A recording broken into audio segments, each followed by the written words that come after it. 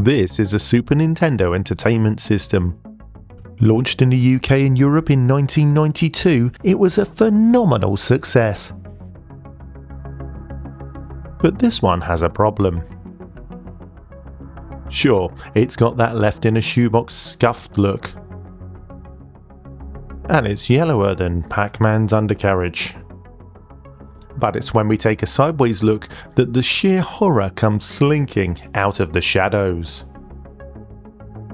Looking like a Gus Spring commemorative edition, this SNES has broken bad, leaving no way to pick up the pieces.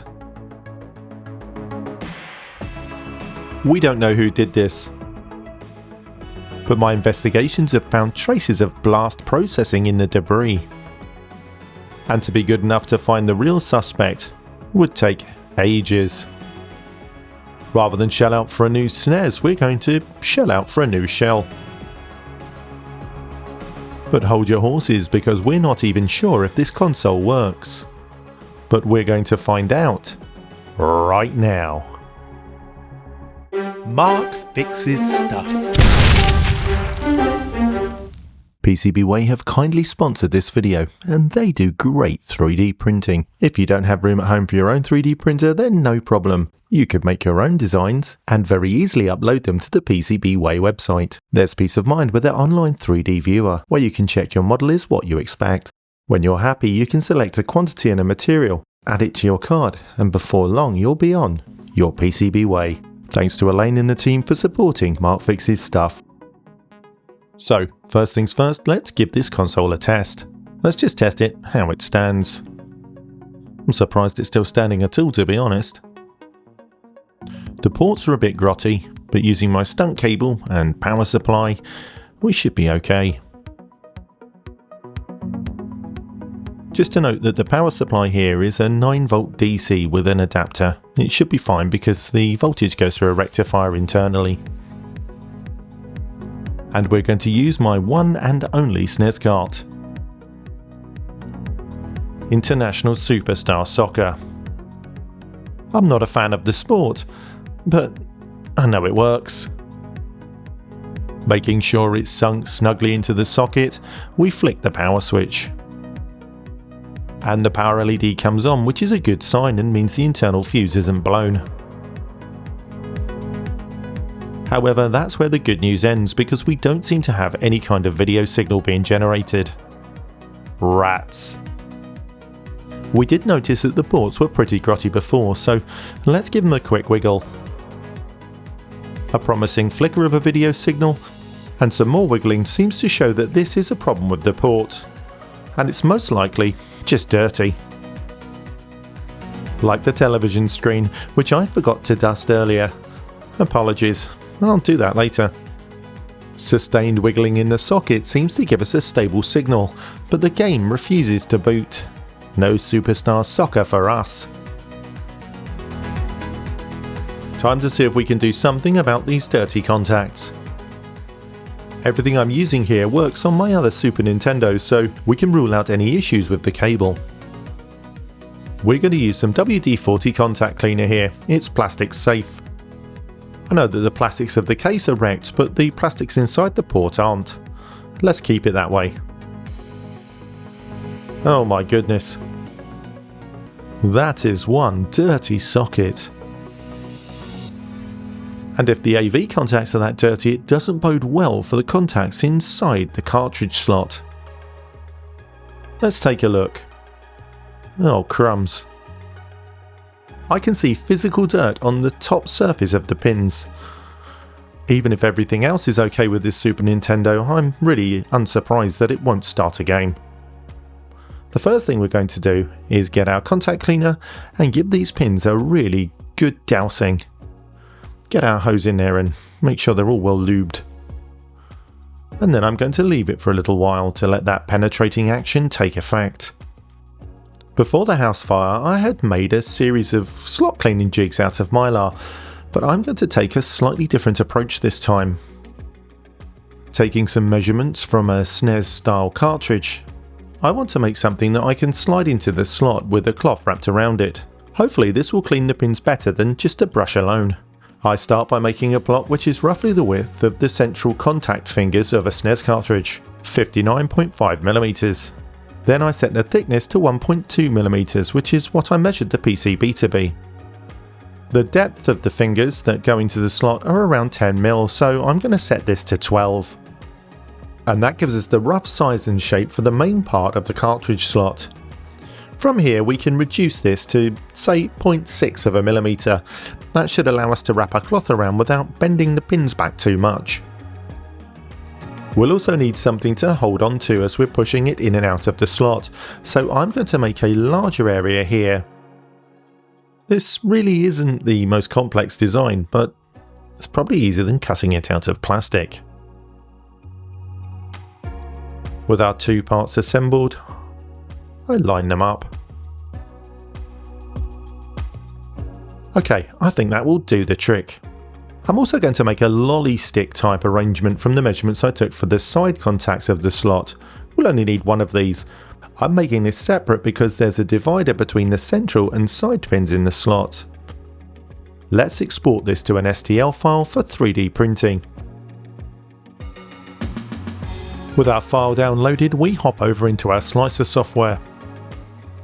With a layer thickness of 0.2mm, our cleaning tool will only take about 11.5 minutes to print. Not too bad. I'm lucky enough that my printer is connected via Wi-Fi, so we can send our sliced 3D print job directly to the printer over the network. This is so much easier than having to write our print job to an SD card and take it to the printer physically. If there's a lazy way to do it, I'm going to find it. I'm using a Creality K1C carbon fibre printer here. Out of the box, it's given me nothing but trouble. One of the first things it did was completely murder its hot end by squirting filament back up inside all the wiring loom. Changing to a third-party micro Swiss hot end fixed that issue. I also had to change the bed. The smooth PEI plate that it shipped with had terrible adhesion issues. So I've had to pop to the supermarket because I've just realised I haven't got the thing that I actually need, which is right here. Yoink! Whilst I was off doing my hunter-gatherer thing, the 3D printer finished its print. Let's see how it's come out. Well, that looks okay. With the replacement hot end and a new bed, prints have been a lot more consistent. I don't like hating on a product, but, you know, it wasn't great to have to fix a new product. But on the bright side, these look fantastic. Let's get them back over to the workbench so that we can see how well they perform. Might not work at all. Okay, so the idea here is that we can get some of the cloth that we just bought from the shop, cut the cloth to size, wrap it around our printings and use them as a kind of inserty-worty tool. At least that's the theory. Whenever I'm using brushes to try and clean the contacts inside a cartridge slot, I always feel like the bristles get caught and that they don't penetrate deeply enough.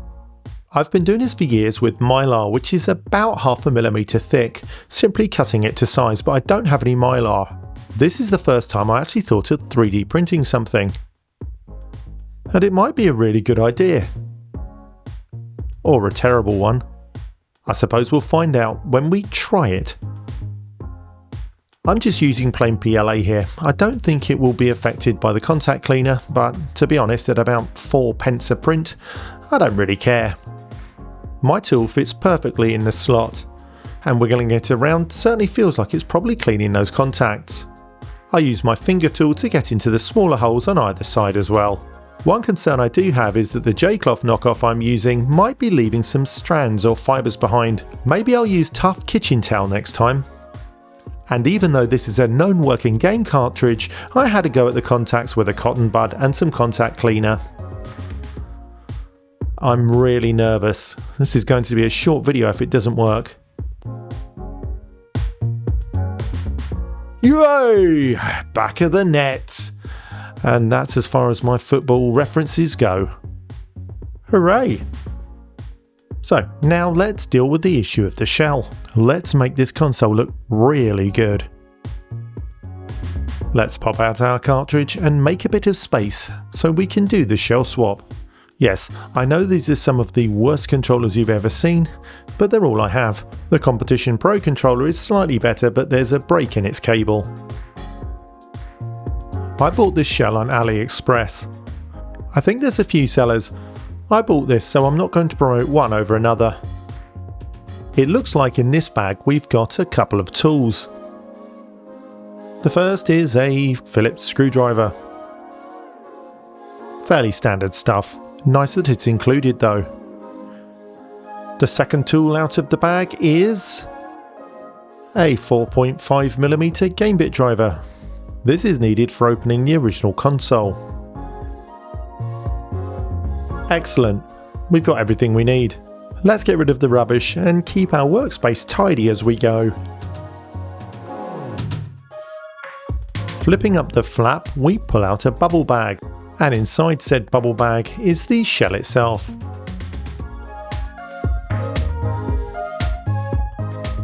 Something in the box?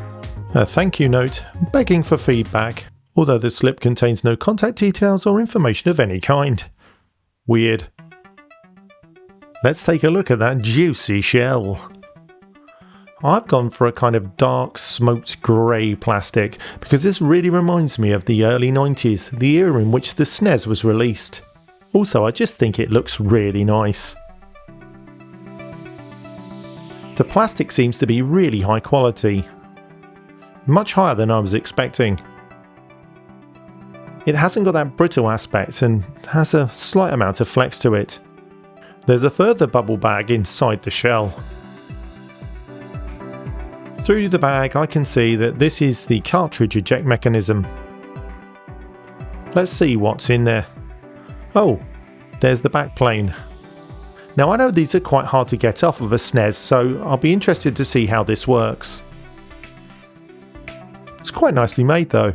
As predicted, the other thing inside the bag is the cartridge ejection lever. That's pretty nice as well.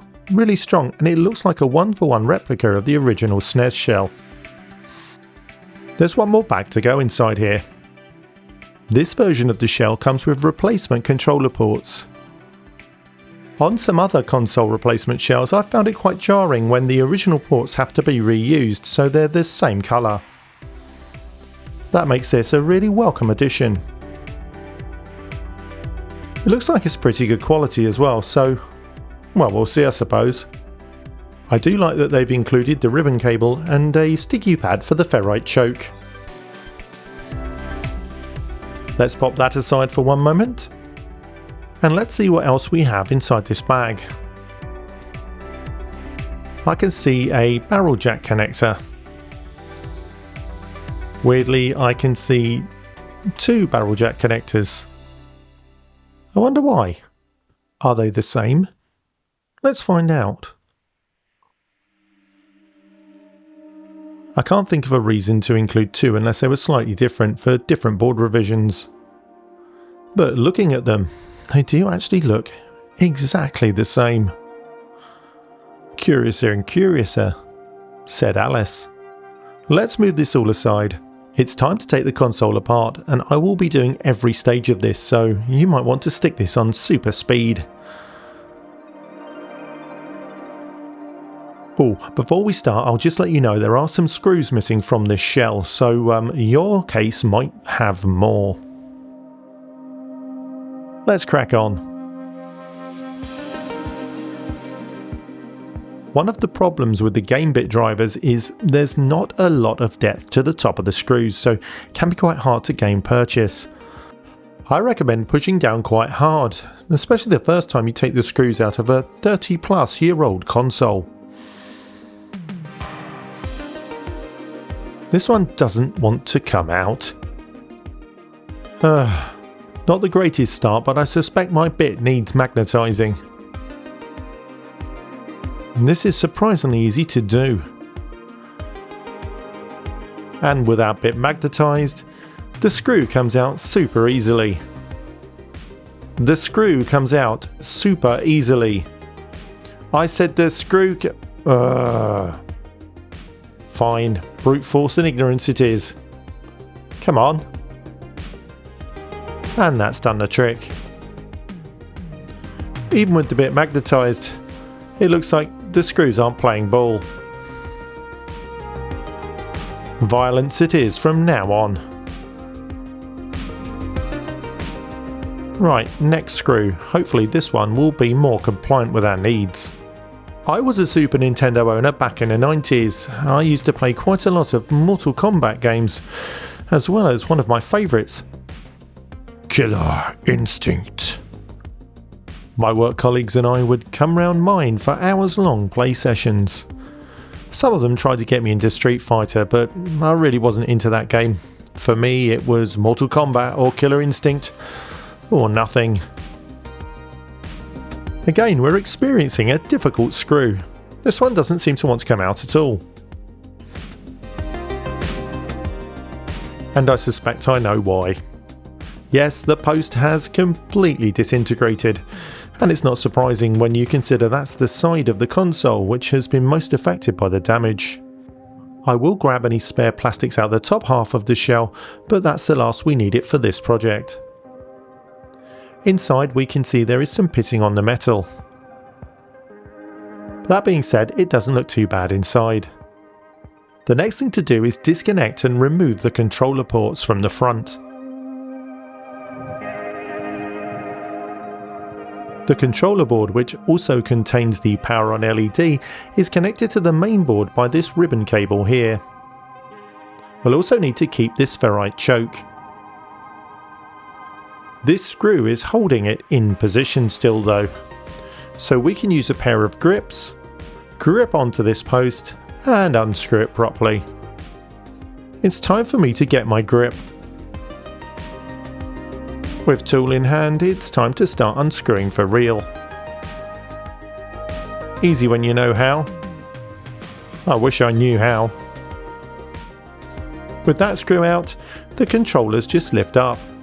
And this piece of plastic actually isn't in terrible condition.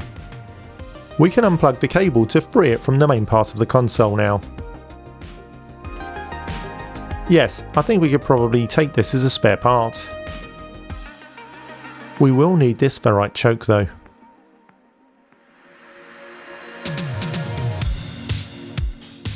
Ooh, vintage glue. Oh, don't you love it? We'll deal with that in a minute. For now, let's just put it aside so we have it for later. The power switch is plugged in here and mounted on the case here. I'm going to turn the switch to the on position to allow any residual energy in the capacitors in the power section to dissipate across the circuitry in the board. I'm actually finding it quite difficult to undo some of these screws with the supplied screwdriver. I've got a larger one, which is just off camera. So apologies if you see my tip looks different from shot to shot sometimes. Now the screws are removed, we can go ahead and unplug the cable from the board. The plug and socket are keyed so we can only put them in the right way around. Likewise, the switch has two locating pegs, so we can't put that back on the new case in the wrong orientation either. Next up, we're going to remove the seesaw, which ejects cartridges. Although if you were like me in the 90s, you just pulled the cartridge straight out. This axle rod pulls out and is spring-loaded at one end. I want you to pay attention to how the spring is actually mounted in both the shell and the ejection mechanism. This bar simply runs through the middle of everything. As soon as you pull it out, everything comes free. The spring provides the tension that keeps our lever in its up position. If you get this wrong, then the eject button on your console shell will just flop around in its hole. We need to keep this really safe. Now that the cartridge ejection mechanism is removed, let's remove the board from the shell. There's 4 screws down here, and they all need to be removed. I really did love the SNES during the 90s, but I do have to admit that when my friend brought his Mega Drive around with his uncensored games, I was, well, a little bit perturbed. For me, the SNES versions were always kind of technically superior, or felt that way. But there was an edge to the Mega Drive versions that I couldn't quite quantify. Nintendo's green blood really did a number on me. These 4 screws are all the same length, and just in case you're following along at home, I'm going to put them on the cloth because that's a really stupid idea. There's 2 longer screws that tether the slot to the base of the shell. These are the longest screws in the entire console, and the hardest to remove. I dubbed the Gigantor. Does anybody remember the Dickies?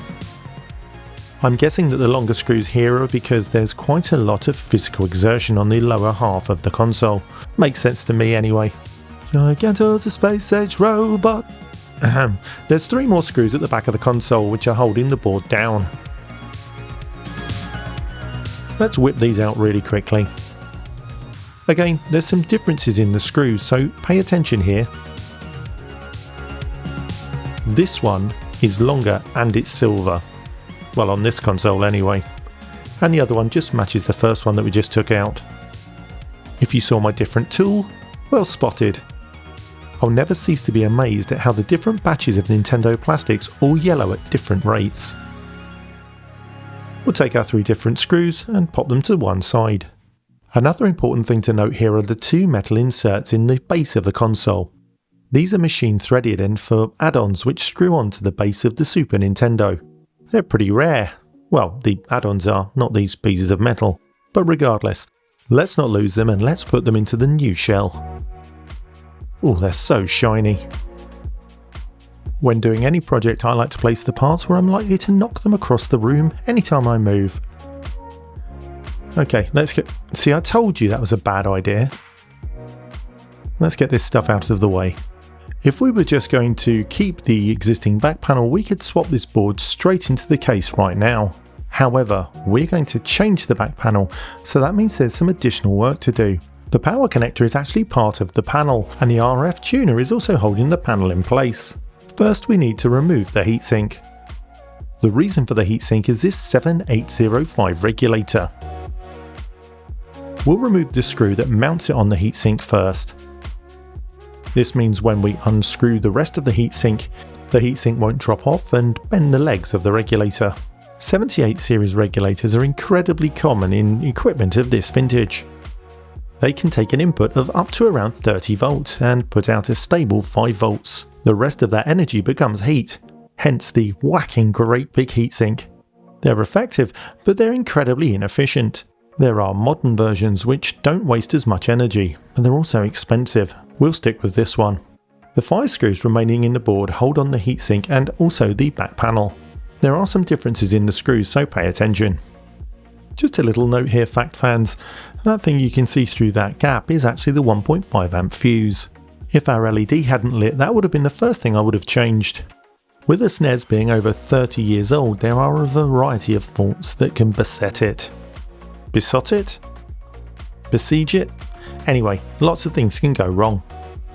A black screen like we had earlier can often just be a dirty cartridge slot. Oh, pay attention, this screw's actually different. This one goes into the back panel and it's silver. It's silver on most consoles. Keep that one separate.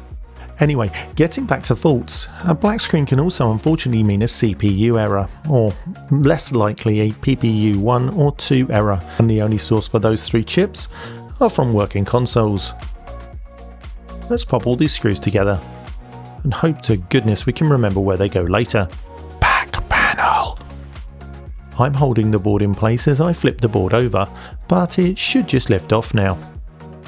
And underneath we can see some grot, grunge and grime, but it doesn't look too bad. To start, I'm going to try and remove some solder from the lugs of the AC adapter barrel plug. For this, I'm going to use my desoldering gun. You could use desoldering wick, but I think it would take a lot longer. At this point in time, I'm not looking to actually get the socket out, just remove as much of the solder as I can. Too much solder can make the next part of the process really difficult. Next, I need to be able to flex the back panel. Unfortunately, the RF encoder box is in the way. So we'll need to take it off, but only temporarily. It's soldered into the board by these 4 pins. Again, a desolder station will make light work of this task. You could do this with a manual desoldering pump. Although I don't fancy that, to be honest. The last pin always has a bit more thermal mass, so it's a bit more difficult to get the solder out of the hole. but the weight of the box has pulled the final pin free of the molten solder anyway. That was easy. And fluffy. I'm not looking to do any capacitor replacements right now because we have projects in mind for later on. Warning though, the next bit is my technique. Your mileage may vary, but by flexing the back panel as I put heat on the pins, I'm usually able to walk the socket pins out of the board. Now I've flexed it that direction for the back pin, if I flex it in the opposite position for the other pin, I should be able to get it out with no problems. Yeah, nice and easy. Ish. I'm not putting much force into the board here, so when it comes, it should come. Brill. The socket still looks fairly serviceable. Adding some fresh solder onto the board to act as both a conductor and a lubricant, we cleaned up the holes on the board ready for a new socket. That will do nicely. The only worry I have is that the holes are quite large, so it might make alignment slightly more difficult than I'd hoped. The removed back panel seems to exhibit hardly any yellowing and looks like it's in fairly decent condition, apart from the socket being a bit dirty. We'll put that in the spares box. With the back panel removed, I think is a good opportunity to get rid of some of this fluff. We'll also have a little clean underneath this shielding. It's not the cleanest SNES board I've ever seen, but bearing in mind we will be doing more work on this board, we'll just brush it down for now. You can remove the top half of the cartridge connector. I think this is ridiculously over-engineered, but there you have it, it's Nintendo. Lots and lots and lots of dust bunnies. Let's get at this with the brush. When I revisit the board, we'll give it a proper clean. Holy crud, Batman.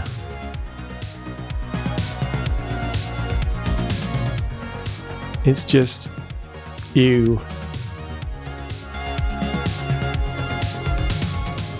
I just want to get the worst of the loose fluff and stuff off. There, that's a bit better. Still quite grungy though. Cleaning around the modulator area, I did notice that it looks like some liquid has been spilled inside the console. I don't think this is electrolytic capacitor leakage, but it could be, I suppose. I don't have the capacitor to replace these at the moment, but I have ordered them and I will make sure it's done. It does look like cap leakage, but the liquid's in weird places. Anyway, that's a problem for another day. Let's reinstall this modulator unit. I cleaned out that blocked solder hole when you weren't looking earlier. I'm just going to lightly tack a couple of the pins. Nothing great, just to stop it falling out as I properly solder them.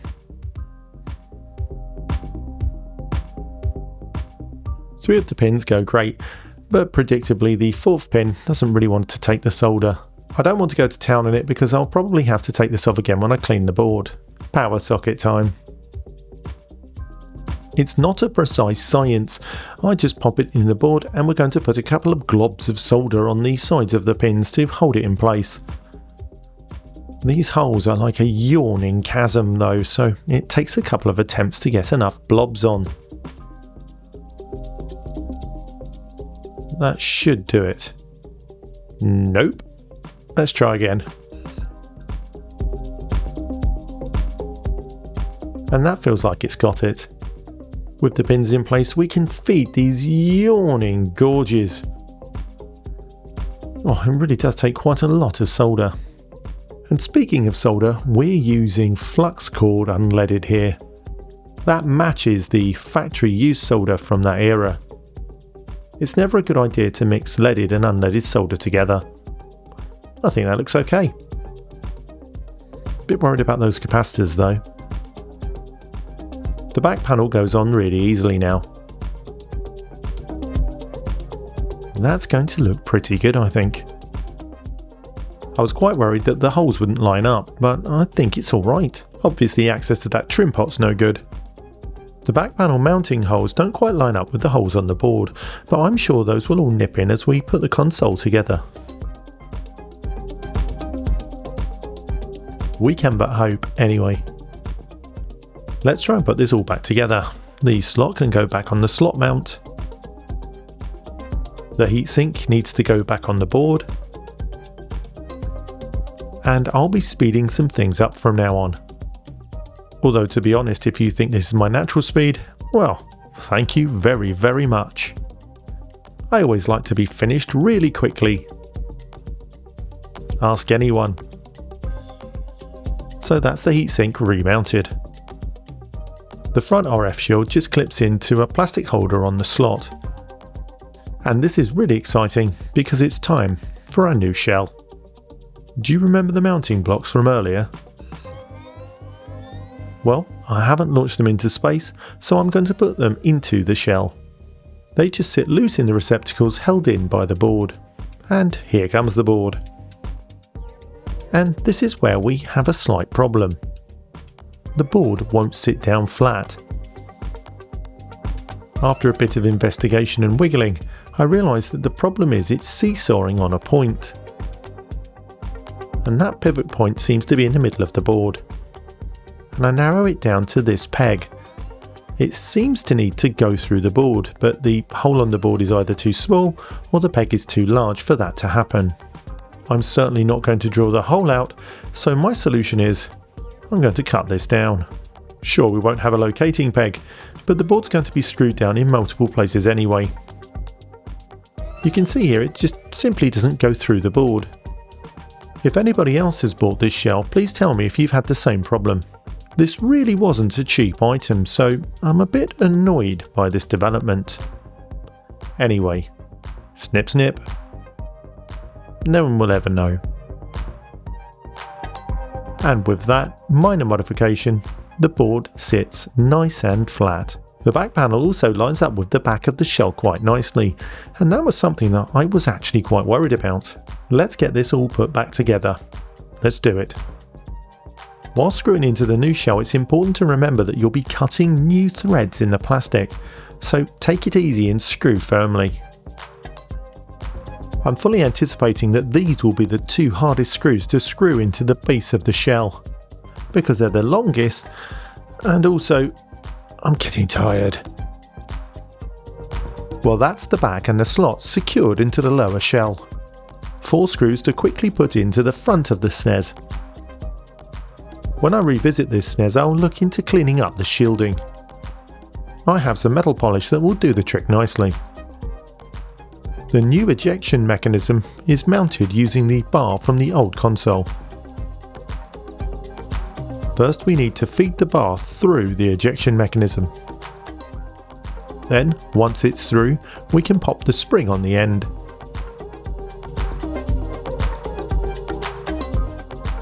Once the spring is installed, it's best to pop the spring into the hole on the shell and then push the bar in. It's fiddly, but you'll get there. When the bar's in, the ejection mechanism will work fine.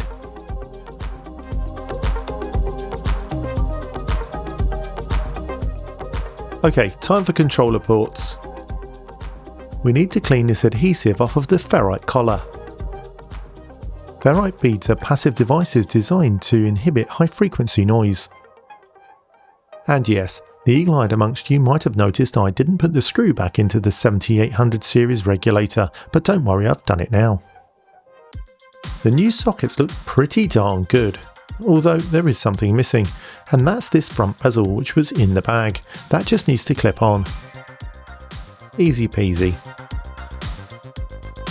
Now we just need to thread our ferrite, God that's hard to say, thread our ferrite bead onto the cable. And removing the backing from our genuine 3M sticker, we pop the ferrite bead down. It's slightly wonky for my taste, but it will do. I mean, what choice do I have now? The flat cable simply goes into its socket. Just ease it in gently. There is actually a natural bend in the cable. It might feel like it's not going in, but when it's all the way in, you'll know. And that's perfect.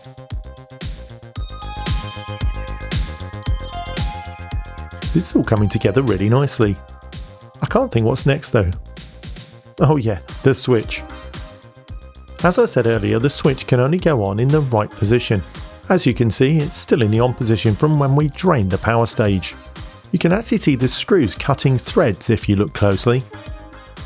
We'll leave this in the off position because I think it might be easier when we put the top shell on. and then the cable plugs into the board. This wasn't routed before, but we'll try and route it down the side of the console. I don't think the shell is opaque enough for us to be able to see this wiring, but tidier is better. And with that, it's time for the top shell. Oh my, this looks amazing. Well, I think so. What do you think? The eject button and the power switch both seem to work fine. Let's flip the console over and start screwing the case together.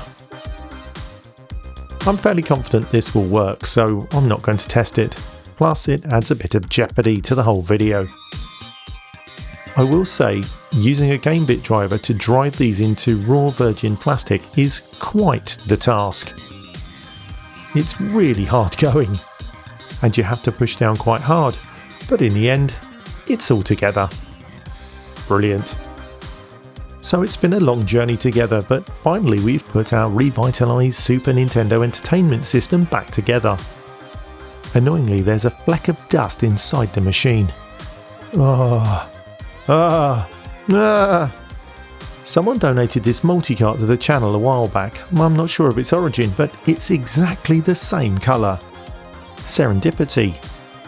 Oh, the LED's blue instead of red. That's annoying. But on the bright side, our SNES fires straight up. Before we can see if this thing works, we'll need to plug in a controller. So with the power off, I plug one in. An absolutely terrible controller. But it's all I have. Apologies. With the flashcard loading, it's time to do some mugging to camera. Sorry. And one party game I didn't mention from back in the day was Super Mario Kart. What a game! I used to be really good at this, but now I'm absolutely terrible. I blame the controller. Honest. Another game that really made a mark back in the day was Earthworm Jim.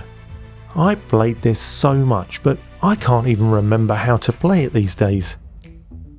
I do remember how to launch a cow into space though. Top Gun was released in 1986, but because of the long tail of VHS rentals, it really had a lasting impact on consumer consciousness. Further films like Iron Eagle and its many sequels kept the public interested in jet fighter based gaming for ages. Super Air Diver, or Lock On in America, is a DSP game which was a sequel to a Genesis exclusive. And finally, it feels like my life has come full circle. Killer Instinct. There's two things I learned about Killer Instinct from my jaunt today. One, you can't go back. You can never go back. And two, you might have been good at it 30 years ago, but you're not good at it now. And I've been told I'm not good at it now. I'm hoping to do a 50-60Hz region-free dual oscillator switchless mod on this, as well as the required capacitor replacements. Massive thanks for watching, and big thanks to my patrons appearing on the screen right now. Patrons are an important part of my channel, and I could not make these videos without them. You can become a patron too by going to patreon.com/MarkFixesStuff. Patrons get ad-free early access to all my videos. They get access to the exclusive Discord chat where I sit and talk to myself, and they also get the ability to breathe through their ears. That might be a lie. Anywho, you've come this far, so you might as well watch some more of my videos. Here they are. Go on, click one. I'll get like 0.02 pence or something. Bye.